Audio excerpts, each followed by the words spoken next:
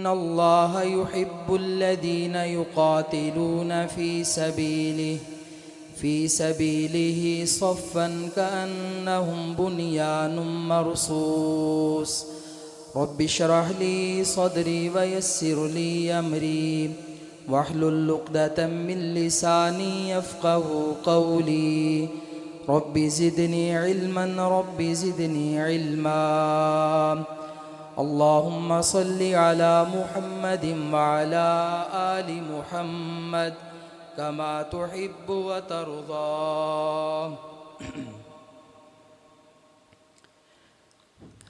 ہر قسم کی حمد و ثنا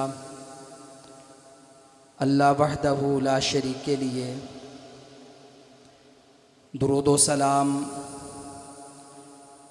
امام الانبیاء سید المرسلین خاتم النبیین جناب محمد الرسول اللہ صلی اللہ علیہ وآلہ وسلم کی ذات ارفع و بالا کے لیے۔ اللہ تعالیٰ نے ایمان والوں کو جہاں پہ آزمانے کی سنت روز اول سے رکھی ہے، وہاں پہ اللہ تعالیٰ کے ہاں ان آزمائشوں کے بعد کامیابی اور انعامات کا سلسلہ بھی جاری ہے۔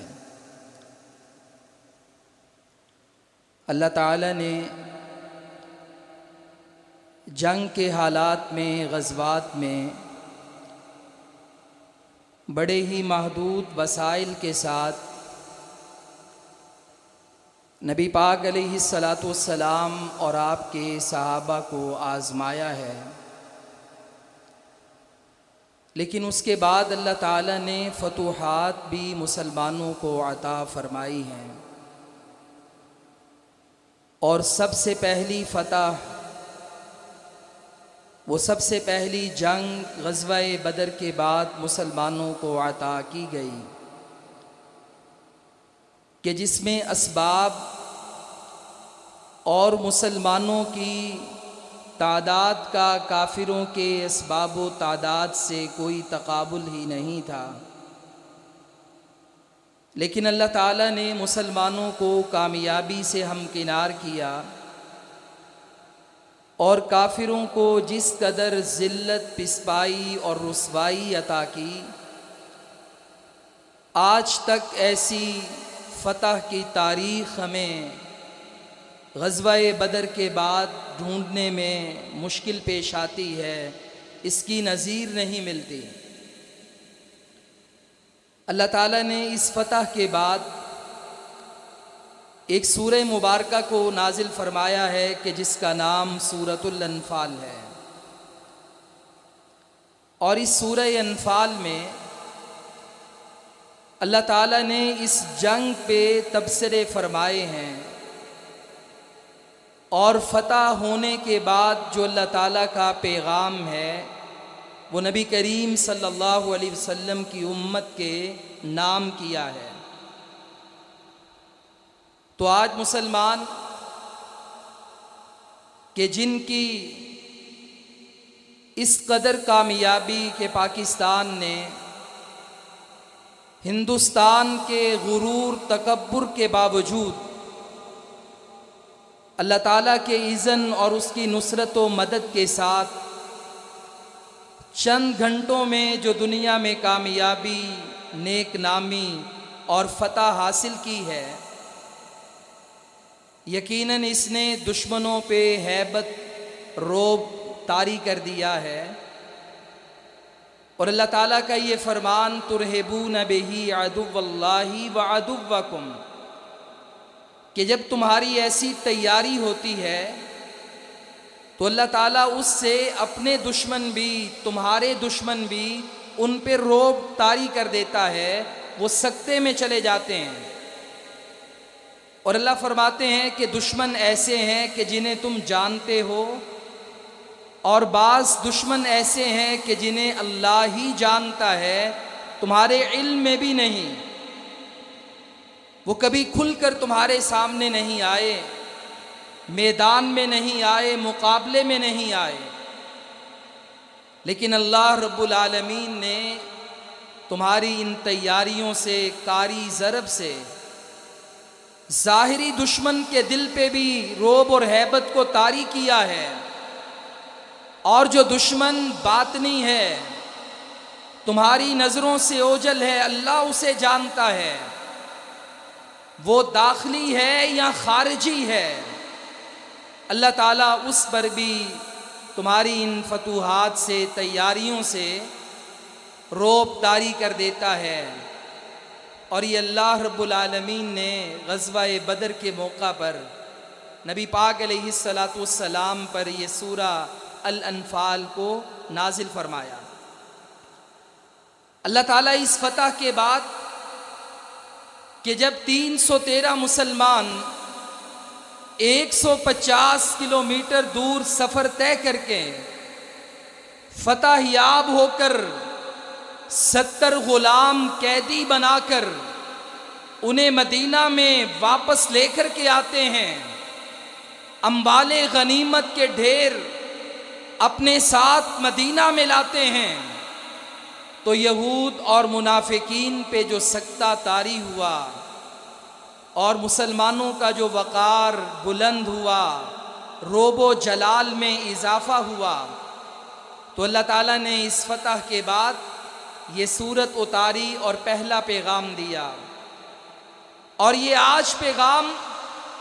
اس آپریشن جنگ کے بعد ہمارے لیے بھی ہے کہ جب جنگ کے سٹائل دھارے بدل گئے، تیر و تلوار، گولی بندوق، ٹینک سے زمین سے ہٹ کے فضائی مقابلے ہونے لگے، فزیکل ہتھیاروں سے لڑائی ڈیجیٹل ہتھیاروں میں کنورٹ ہو چکی، اس موقع پہ آپ نے جو دشمن پہ کاری ضرب لگائی ہے، اللہ تعالیٰ ہمیں پہلا پیغام دیتا ہے،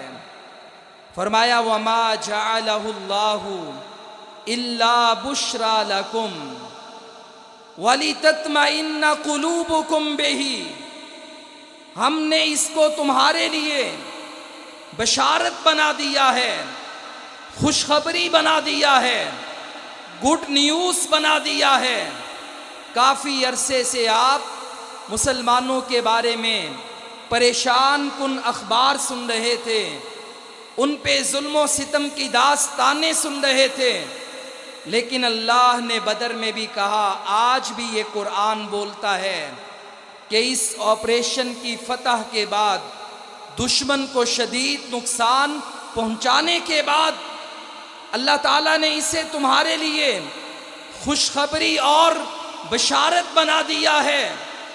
وَلِتَطْمَئِنَّ قُلُوبُكُمْ بِهِ، اور اللہ تعالیٰ نے اس سے تمہارے دلوں کو اطمینان عطا کر دیا ہے، خوف کی کیفیت سے تمہارے دلوں کو نکال دیا ہے، کیونکہ یہ دشمن تمہیں دھمکیاں دے رہا تھا، تمہارا میڈیا ٹرائل کر رہا تھا، دنیا جہان کا جھوٹ بک رہا تھا،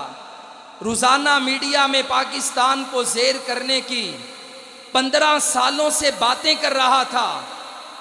صفحہ ہستی سے مٹانے کے نقشے جاری کر رہا تھا، تمہاری طبیعتوں پہ بوجھ تھا، تمہارے دل پریشان تھے، دنیا کا کفر اس ظالم ہندو بنیے کے ساتھ تھا۔ وَلِتَطْمَئِنَّ قُلُوبُكُمْ بِهِ،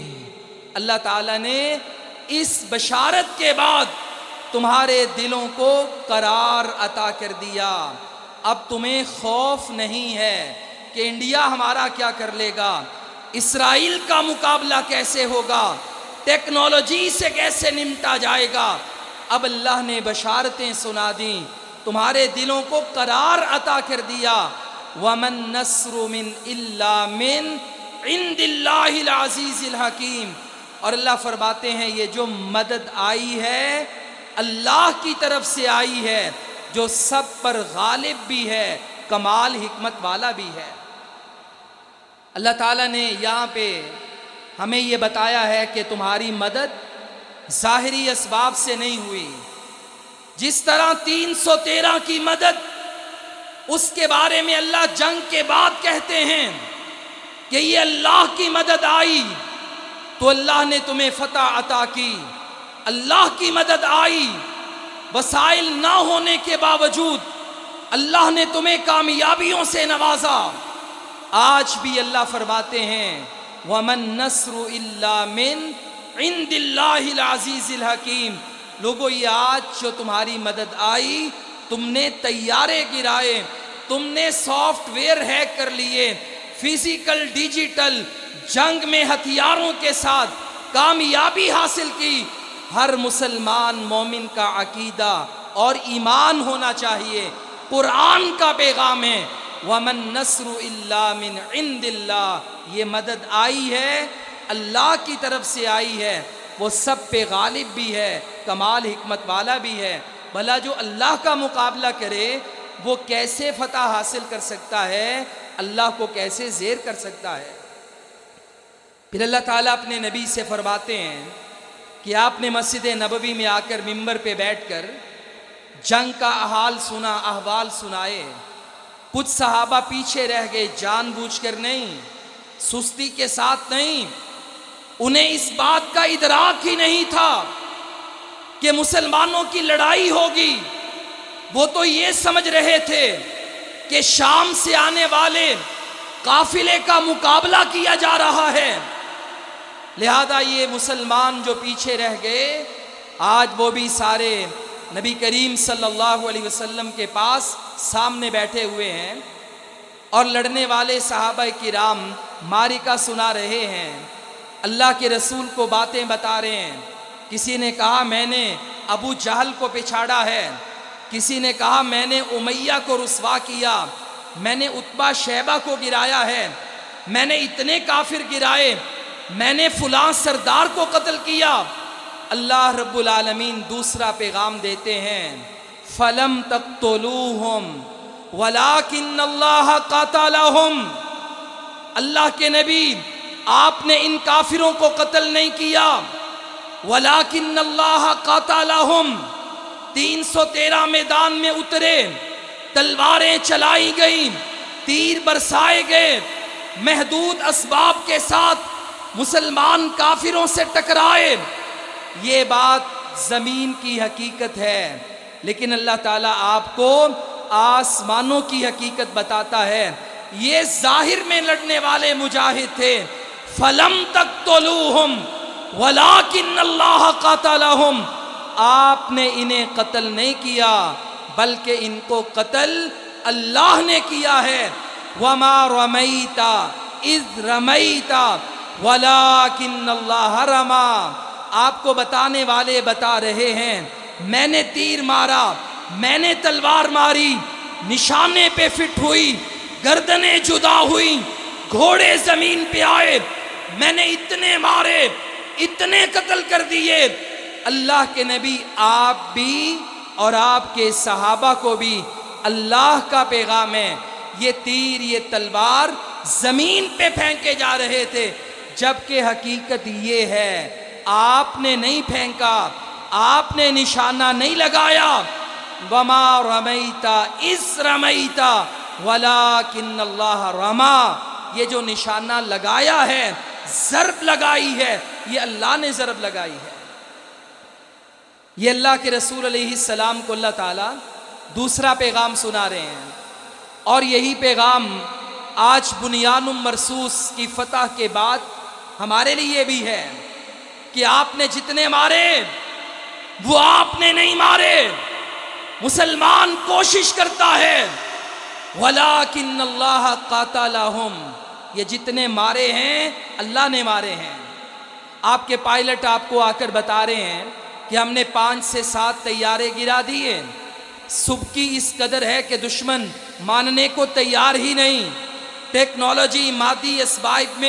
اسباب میں وہ ہم سے کس قدر زیادہ تھا۔ اللہ فرماتے ہیں، بتانے والے بتا رہے ہیں کہ ہم نے فتح سے، ابابیل سے، فلاں میزائل سسٹم سے 26 دشمن کے ٹھکانوں کو کمپیوٹر سے، میپ سے ہٹ کیا، وہ اپنے ٹھکانے پہ لگے۔ بتانے والے بتا رہے ہیں کہ S-400 میزائل سسٹم رشین، ہم نے اتنے $1 بلین کا میزائل مار کے نشانہ لگا کر، صحیح ضرب لگا کر اس کا نام و نشان مٹا دیا ہے۔ اللہ فرماتے ہیں اترانا نہیں ہے، تکبر نہیں کرنا، ٹیکنالوجی پہ گھمنڈ نہیں کرنا، اپنے کالمز میں، میڈیا ٹاک میں، اپنی سوشل میڈیا ریڈنگ رائٹنگ میں، سپیچ میں اس قدر ٹیکنالوجی پہ ڈیپینڈ انحصار نہ کرنا کہ اللہ کی طاقت زیر ہو جائے، بلکہ اللہ فرماتے ہیں وَمَا رَمَيْتَ إِذْ رَمَيْتَ وَلَكِنَّ اللَّهَ رَمَى۔ یہ جتنے نشانے لگے، تم نے میزائل پھینکے، تم نے نہیں پھینکے، وَلَكِنَّ اللَّهَ رَمَى، اللہ نے پھینکے ہیں۔ یہاں پہ علامہ کشاف الزمخشری تفسیر کشاف والے فرماتے ہیں کہ یہ عجیب بات ہے کہ جب بھی آیت شروع ہوتی ہے تو اللہ تعالیٰ نے نہ اس سے پہلے کی مسلمانوں کو کوئی بات بیان کی اور نہ ہی اس کی بات بیان کی۔ اللہ نے کہا فَلَمْ تَقْتُلُوهُمْ وَلَكِنَّ اللَّهَ قَتَلَهُمْ، یہ تم نے 70 نہیں مارے، 70 زخمی نہیں کیے، اللہ نے مارے ہیں۔ یہ تم نے نشانے نہیں لگائے، اللہ نے لگائے ہیں۔ وہ فرماتے ہیں دراصل یہ جو فا ہے نا، فَلَمْ تَقْتُلُوهُمْ، یہ فا بتاتی ہے کہ پیچھے کوئی بات مخزوف ہے، چھپی ہوئی بات ہے۔ وہ بات یہ تھی کہ جب مسلمان اتنی بڑی فتح حاصل کرنے کے بعد مدینہ میں فتح یاب ہو کر لوٹے، اہل مدینہ کا مرال بلند ہو گیا، منافق اور یہودی خاص و خسر ہو گئے، ذلیل و رسوا ہو گئے۔ اس موقع پر ایمان والے کہنے لگے، کسی نے کہا میرا گھوڑا بڑا تیز تھا، کسی نے کہا میں نے تلوار کی سان بڑی شاندار، دھار بڑی لگائی تھی، ابھی تلوار گردن پہ آئی، گردن تن سے جدا ہو گئی۔ اللہ نے کہا یہ مسئلہ عقیدت کا نہیں، عقیدے کا ہے۔ تو رب نے یہ آیت اتار کے کہا فتح حاصل کرنے کے بعد یہ قرآن کا دوسرا پیغام تمہارے نام ہے، مت کہو کہ چائنا کی ٹیکنالوجی نے رشیا کو فیل کر دیا، فرانس کو فیل کر دیا۔ یہ بات سب اپنی، یہ مہارتیں پائلٹس کی، مجاہدین کی، فوجیوں کی اپنی جگہ پر، لیکن اس فتح کے بعد قرآن کا پیغام ہے یہ جتنے نشانے لگے ہیں اللہ نے لگائے ہیں، بس مومن نے ہلکی سی کوشش کی ہے۔ اللہ اس کا سبب کیا ہے؟ اللہ فرماتے ہیں ذالکم وَأَنَّ اللَّهَ مُوهِنُ كَيْدِ الْكَافِرِينَ۔ اللہ تعالیٰ چاہتا یہ جو آپ نے ان کے ہوائی اڈوں پر ایئر بیسز پہ اٹیک کیے، آگ تو ویسے بھی لگ سکتی ہے، یہ سارا ایندھن ہی بھرا ہوتا ہے، پیٹرول کے ٹینکس ایئر بیسز پہ زیر زمین ہوتے ہیں، ہلکی سی آگ کی چنگاری لگے اور یہ دھماکوں سے سارے ایئر بیس، سارے جہاز جل کے راکھ ہو جائیں۔ اللہ تعالیٰ چاہے تو ان دشمنوں کو اپنے کن کے ساتھ مختلف عذاب دے کر انہیں رسوا کر دے، ان کے پلان، تدابیر، چالیں خاک میں ملا دے۔ لیکن اللہ فرماتا ہے ہماری بھی سنت ہے، ہم میدان سجاتے ہیں، کافروں کو آمنے سامنے لاتے ہیں، کافر اتراتا ہے، تکبر کرتا ہے، گھمنڈ کرتا ہے، پھر اللہ کے بندے میدان میں آتے ہیں اور اللہ دکھاتا ہے وَأَنَّ اللَّهَ مُوهِنُ كَيْدِ الْكَافِرِينَ۔ قید عربی زبان میں کہتے ہیں ایسی چال، ایسی تدبیر، ایسی پلاننگ جو لوگوں کے سامنے نہیں ہوتی بلکہ بند کمروں میں ہوتی ہے، خفیہ پلاننگ ہوتی ہے، ایجنسیز بیٹھ کر طے کرتی ہیں۔ اللہ فرماتے ہیں اور اللہ تعالیٰ کافروں کے یہ سارے خفیہ پلان خاک میں ملا رہا تھا۔ مسلمانوں کی عزتوں کے جھنڈے اللہ تعالیٰ دنیا میں بلند کر رہا تھا۔ تیسرا پیغام قرآن کا اللہ تعالیٰ نے پھر حکم دیا وَلَا تَكُونُوا كَالَّذِينَ خَرَجُوا مِن دِيَارِهِمْ بَطَرًا وَرِئَاءَ النَّاسِ۔ ایمان والو جانتے ہو نا تم کہ جب یہ مشرک مکہ سے نکلے یہ باتارن اکڑ اکڑ کے نکل رہے تھے، وَرِئَاءَ النَّاسِ لوگوں کو دکھاوے کے لیے نکل رہے تھے۔ ان کی لڑائی کا مقصد اعلاء کلمت اللہ ہے ہی نہیں تھا، یہ تو اپنے 360 بتوں کی خاطر نکلے، لات منات عزا حبل کی عزت کی خاطر نکلے، باپ دادا کے شرکیہ دین کو بچانے کے لیے نکلے۔ باتارن تکبر اتنا زیادہ تھا کہ جب ابو سفیان اپنا قافلہ بچا کر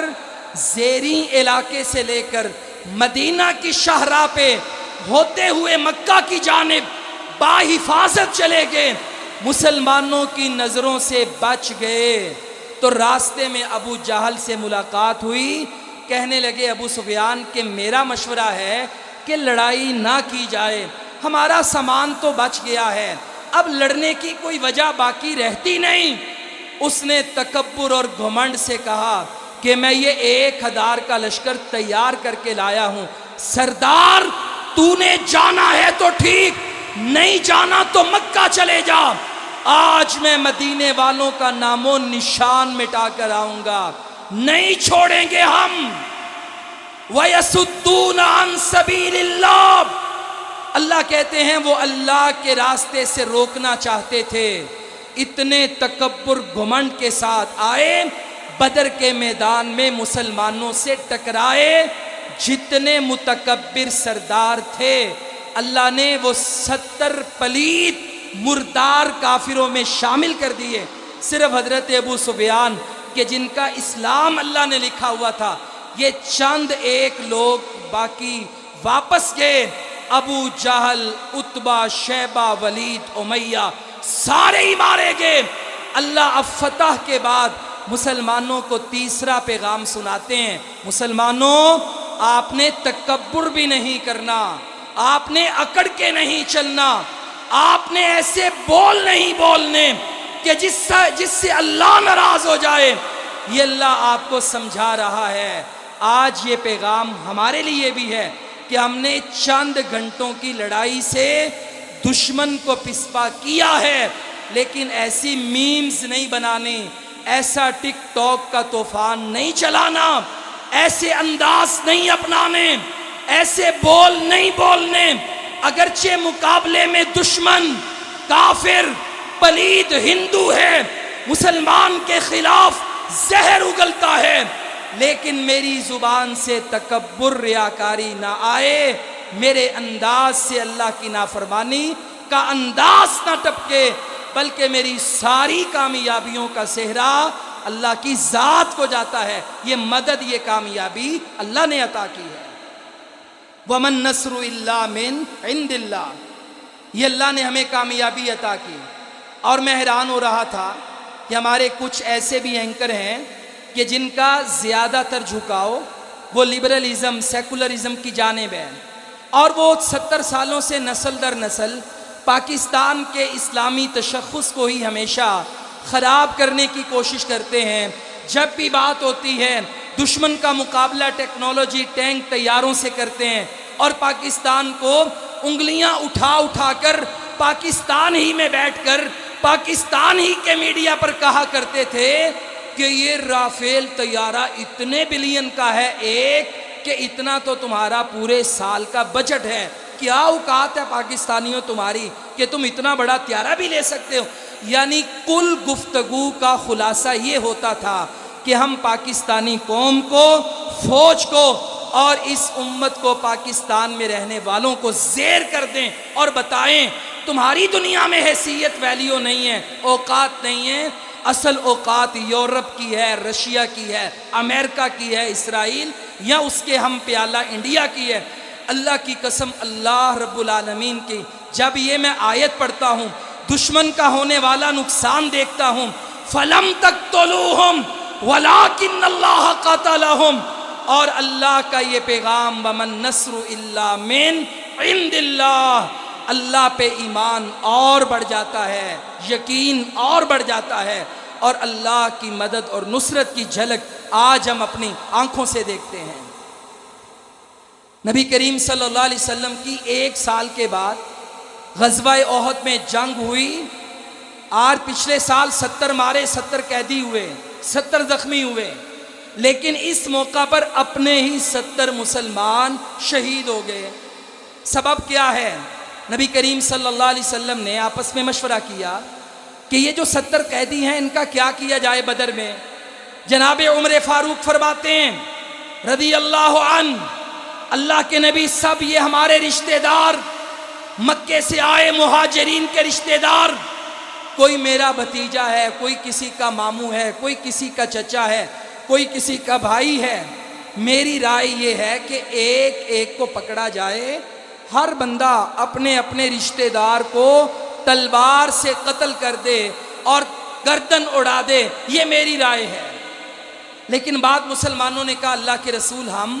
ہم چونکہ کمزور ہیں، وسائل ابھی نہیں ہیں، نیا مال غنیمت ملا ہے، اگر یہ کافر واپس کر دیں، جزیہ لے لیا جائے، درم دینار لے لیے جائیں تو یہ زیادہ بہتر ہوگا۔ صحابہ کرام نے نبی پاک علیہ السلام کو رائے دی، آپ نے مان لی، لیکن اللہ نے اس پر ناراضگی کا اظہار کیا۔ قرآن پڑھ لیجئے، اور نقصان کیا ہوا؟ جب تھوڑی سی سوچ دنیا کے فائدے پر گئی، اگلے سال ہی مسلمانوں کے 70 صحابہ، 70 نبی علیہ السلام کے قیمتی جانثار وہ احد میں شہید ہو گئے۔ اور اللہ تعالیٰ نے احد کا منظر آل عمران میں بیان کیا۔ اللہ کہتے ہیں اب پریشان کیوں ہوتے ہو؟ پچھلے سال ان کے مارے گئے، اس سال تمہارے شہید ہوئے۔ تلک الایام نداولها بین الناس، یہ تو دن ہیں ہم لوگوں کے درمیان بدل بدل کے لاتے ہیں۔ اللہ نے یہاں پر میسج دیا ہے، جب کامیابی مل جائے، فتح مل جائے، دشمن زیر ہو جائے، جنگ محدود ہو جائے، جنگ بند ہو جائے، تمہارے کاروبار بھی ڈسٹرب نہ ہو، شہری آبادیاں بھی نشانوں سے محفوظ رہیں، ہسپتال بھی زخمیوں سے بھرے نہیں، اتنے بڑے بڑے نقصان بھی نہ ہوں اور دشمن بھی ہاتھ جوڑ جائے،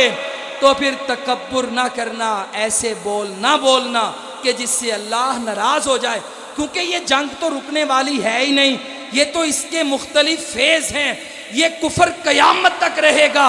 اسلام بھی قیامت تک رہے گا، اور جہاد بھی قیامت تک جاری رہے گا۔ اللہ نے اسی موقع پر چوتھا پیغام دیا، وَقَاتِلُوهُمْ حَتَّى لَا تَكُونَ فِتْنَةٌ وَيَكُونَ الدِّينُ كُلُّهُ لِلَّهِ، لوگو ان کافروں سے قتال کرو، لڑائی کرو، حتیٰ کہ کوئی فتنہ باقی نہ رہے، کوئی باطل دین باقی نہ رہے، باطل نظام باقی نہ رہے، سارے کا سارا دین اللہ کا ہو جائے، اسلام ساری دنیا پہ غالب آ جائے۔ تم نے تب تک جہاد قتال کرتے رہنا ہے، لڑتے رہنا ہے، تم نہیں رہو گے، تمہاری آنے والی نسلیں یہ کام کرتی رہیں گی۔ جیسے کل کے آباء و اجداد آج نہیں ہیں، لیکن ان کی اولادیں آج ہم اس ہندوستان کا مقابلہ کر رہے ہیں، یہ قیامت تک جاری رہے گا، یہاں تک کہ سارے کا سارا دین اللہ تعالیٰ کی ذات کے لیے نہ ہو جائے، اس لا الہ الا اللہ کی حکمرانی نہ ہو جائے۔ اب اس کے بعد پانچواں پیغام اللہ تعالیٰ مسلمانوں سے فرماتے ہیں کہ جب غنیمتیں آ جائیں، پیسہ آ جائے، مال آ جائے، تو پھر دشمن آپس میں لڑانے کی کوشش کرتا ہے۔ وہ کہتا ہے کہ یہ مسلمان میرے ساتھ مقابلے میں آئے تھے، لیکن میں تو انہیں شکست نہ دے سکا، اب ایسا کرو انہیں آپس میں لڑا دو، انہیں آپس میں لڑائی میں، خانہ جنگی میں الجھا دو۔ اللہ نے اسی موقع پر سورۃ الانفال میں غزوہ بدر کی فتح کے بعد پانچواں پیغام دیا، فرمایا وَأَطِيعُوا اللَّهَ وَرَسُولَهُ، تم اللہ کی اطاعت کرتے رہو، اس کے رسول کی اطاعت کرتے رہو، وَلَا تَنَازَعُوا، تمہیں اللہ پابند کرتا ہے، حکم دیتا ہے، تم نے آپس میں جھگڑا نہیں کرنا، آپس میں نہیں لڑنا۔ اللہ اگر مسلمان آپس میں لڑ پڑیں، سیاسی جماعتیں لڑ پڑیں، مذہبی جماعتیں لڑ پڑیں، یا صوبائیت کی بنیاد پہ لڑ پڑیں، یا عسکری اور سیاسی لڑ پڑیں،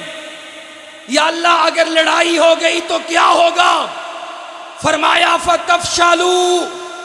تم بزدل ہو جاؤ گے۔ جو آپس میں لڑتے ہیں وہ دشمن کے ساتھ لڑنے کے قابل نہیں رہتے۔ وَتَذْهَبَ رِيحُكُمْ، تمہارا یہ جو اللہ نے وقار بنا دیا ہے، ہوا بنا دی ہے،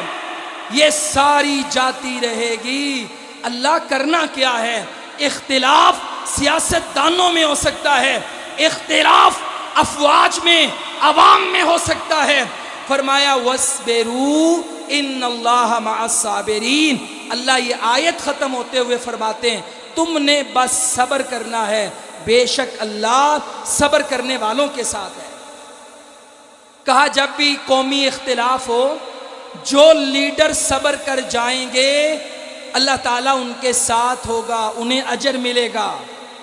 اور قوم کا زیادہ نقصان نہیں ہوگا۔ آپ دیکھیں کہ ہندوستان پر کشمیر کی طرف سے کئی ایک اٹیک بار بار ہوئے ہیں اور بہت بڑے بڑے ہوئے ہیں، جیسے بمبئی کا اٹیک 2008 میں، 2016 میں اڑی میں ان کے خلاف ایک بہت بڑی وہاں کے لوگوں نے کارروائی کی، اخنور میں کی، بڑے بڑے پلوامہ کا اٹیک، بڑا کچھ ہوا۔ لیکن آج تک دشمن نے دھمکی دی کہ میں پاکستان میں گھس کر آؤں گا، ماروں گا، لیکن اسے جرت نہیں ہوئی۔ آج اگر اسے مرید کے بہاولپور، پاکستان کے 6-7 شہروں میں، مظفر آباد میں مساجد مدارس کو ٹارگٹ کرنے کی جرت ہو گئی، سبب کیا ہے؟ یہ جو 4 سالوں سے آپس میں لڑ رہے ہیں، یہ سیاسی انتشار، یہ عسکریت کا سیاست سے انتشار، ان کا ان سے انتشار۔ وَتَذْهَبَ رِيحُكُمْ، وہ جو تمہاری ہوا بنی ہوئی تھی نا، دشمن دھمکیاں تو لگاتا تھا لیکن پاکستان میں انٹر ہونے کی جرت نہیں کرتا تھا، مگر اس وقت مودی سرکار نے جرت کر لی۔ وہ الگ بات ہے کہ ہم نے اس کا ستیہ ناش کیا، اس کا 50 گنا بڑھ کے نقصان کیا، لیکن اسے جرت کیوں ہوئی؟ اللہ کا قرآن کہتا ہے میں نے تمہیں کہا تھا وَلَا تَنَازَعُوا، آپس میں جھگڑنا نہیں، وگرنہ تمہاری ہوا ختم ہو جائے گی۔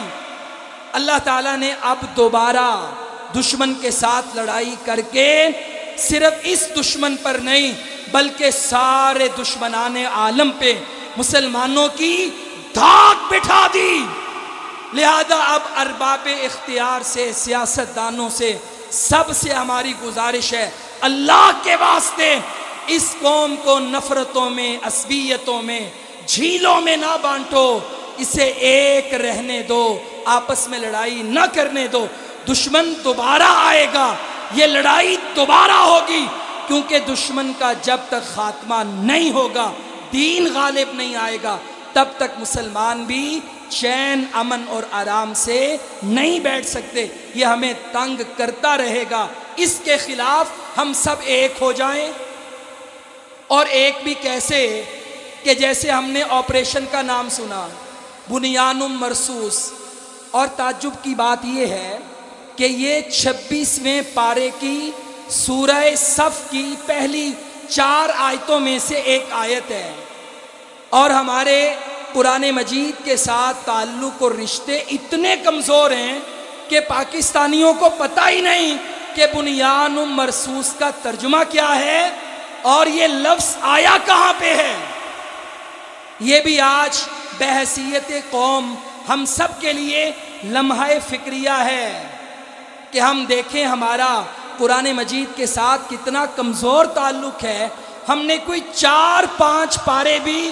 زندگی گزر گئی آج تک ہم نے ترجمے کے ساتھ نہیں پڑھے۔ اللہ کہتا ہے اتحاد ایسا بناؤ، ان اللہ یحب الذین یقاتلون فی سبیلہ صفا، اللہ تعالیٰ ان لوگوں سے محبت کرتا ہے، ان سے پیار کرتا ہے، انہیں پسند کرتا ہے جو اللہ کے راستے میں صف باندھ کر، ایک ہو کر، متحد ہو کر دشمن کے خلاف لڑتے ہیں۔ اللہ کہتا ہے یہ اتحاد بھلا کیسا، کأنہم بنیان مرصوص، جیسے ایک دیوار بنا لی جائے، پھر پتل تانبا پگھلا کر اس دیوار پہ ڈال دیا جائے، اور اس کی ایک ایک درج بند کر دی جائے اور لوگ کہیں یہ سیسا پلائی ہوئی دیوار ہے، اسے کوئی ہلا نہیں سکتا، اللہ کہتا ہے مومنو تم سب بھی اس دیوار کی مانند ہو جاؤ، دشمن کے مقابلے میں آ جاؤ، سارے جھگڑے ختم کر دو، اختلاف ختم کر دو، اللہ رب العالمین تم سے محبت کرے گا، اللہ تعالیٰ تمہیں فتح عطا کرے گا۔ اور آج اللہ تعالیٰ نے چھٹا پیغام جو سورہ انفال میں بدر کی فتح کے بعد دیا وہ کیا ہے؟ اللہ تعالیٰ نے، لوگ بڑے حیران ہوئے کہ یہ اوس والے، خزرج والے، بنو حارثہ والے،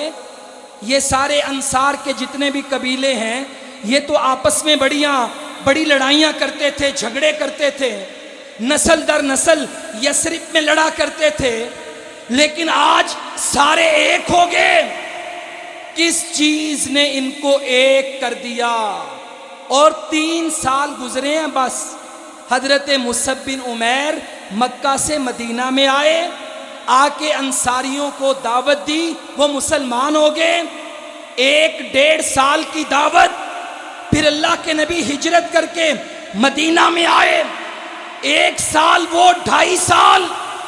اور یہ 2 ہجری کا آدھا سال، یعنی 3 سالوں میں آپس میں نسل در نسل قتل کرنے والے ایک ہو گئے۔ اللہ نے اس کا جواب دیا، فرمایا وَأَلَّفَ بَيْنَ قُلُوبِهِمْ لَوْ أَنفَقْتَ مَا فِي الْأَرْضِ جَمِيعًا مَا أَلَّفْتَ بَيْنَ قُلُوبِهِمْ وَلَكِنَّ اللَّهَ أَلَّفَ بَيْنَهُمْ۔ اے نبی آپ ساری دنیا کے خزانے اکٹھے کر کے خرچ کر لیں کہ یہ قوم ایک ہو جائے، ان کے دل جڑ جائیں۔ اللہ کہتا ہے آپ خزانے خرچ کر لیں، اے نبی ان کو ایک نہیں کر سکتے۔ یہ جو محبت ہوتی ہے نا، یہ دل کے اندر ہوتی ہے، اور دل اللہ کے اختیار میں ہے۔ وَلَكِنَّ اللَّهَ أَلَّفَ بَيْنَهُمْ، اللہ تعالیٰ نے سارے مسلمانوں کے لا الہ الا اللہ کی بنیاد پر دل جوڑ دیے، ان سب کو متحد کر دیا، ایمان کے رشتے میں پرو دیا۔ آج ہمارے بڑے اختلاف تھے، نونیوں، قافیوں، انصافیوں کی آپس میں جنگ تھی، عسکریت سیاست کا آپس میں مسئلہ تھا، لیکن اس جنگ نے ساری قوم کو ایک کر دیا، وقار بلند کر دیا۔ اب اللہ ہمیں سمجھاتا ہے یہ جو محبتیں ہیں نا، یہ ایمان کے رشتے سے ملتی ہیں، پیسہ خرچ کر کے نہیں ملتی۔ اب اس جنگ کے بعد جو اللہ نے ساری قوم کو دشمن کے مقابلے میں لا الہ الا اللہ کی بنیاد پر ایک کر دیا ہے، اب یہ بڑے لوگوں کا بھی حق بنتا ہے وہ آپس کے جھگڑے مکا کر ختم کر کے اس قوم کو ایک رہنے دیں اور ایک پلیٹ فارم پہ رہنے دیں۔ یہ اللہ کی بڑی نعمت ہے، اللہ عمل کی توفیق عطا فرمائے۔ وآخر دعوانا ان الحمدللہ۔